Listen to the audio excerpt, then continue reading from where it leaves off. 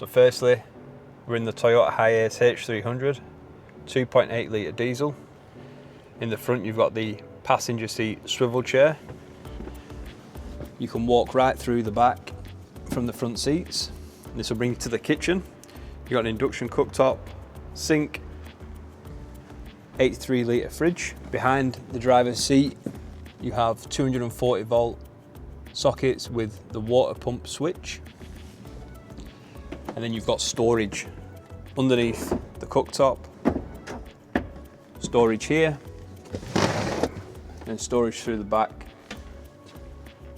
in there. More charging ports, 240 volt and 12 volt. Here and here. LED lighting throughout the cabin. Then we have the pop-top roof. For some perspective, heaps of room. And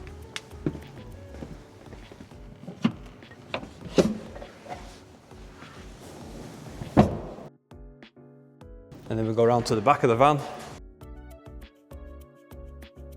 Here we have the 45 litre water tank, LED lights, Scirocco fan.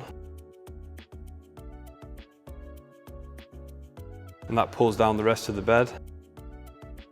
More storage.